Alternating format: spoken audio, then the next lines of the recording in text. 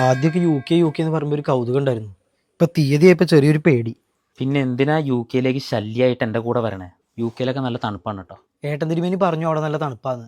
ഞാനിപ്പോ ഊട്ടി പോയ കാര്യമൊന്നും മൂപ്പർക്ക് അറിയില്ലല്ലോ.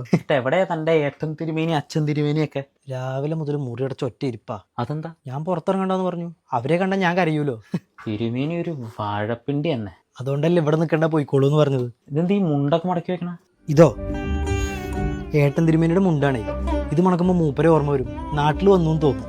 അതേ ഒരു കാര്യം ഞാൻ പറയാം, ഈ വക കോണം എടുത്തോണ്ട് യു കെയിൽ നടന്ന എൻ്റെ സ്വഭാവം മാറും, പറഞ്ഞേക്കാം. തനിക്കൊരു ബാധ്യതയായി തോന്നിക്കഴിഞ്ഞാൽ അടുത്ത ബസ്സിന് ഞാൻ തിരിച്ചു കയറും. ബസ്സോ? എന്താ കോണകവും കോമാളിത്തവും മാത്രമുള്ള ഒരു വിട്ടി. ഇറങ്ങ.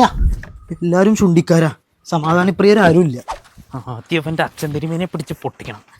ഈ ഇണ്ണാമണങ്ങിനൊക്കെ യു കെയിലേക്ക് വിട്ടിട്ട് എന്തിനാ? ഇനി എന്താ?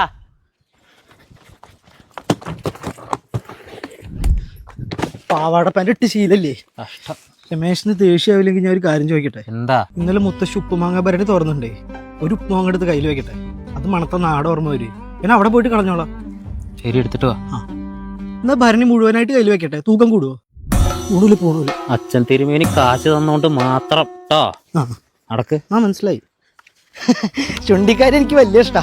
ഞാൻ ഒരു തമാശക്ക് പറഞ്ഞതാ, താൻ കാര്യാക്കിയോ? യു കെ ഒക്കെ ആണെന്ന് പറഞ്ഞ മംഗലാപുരം വണ്ടി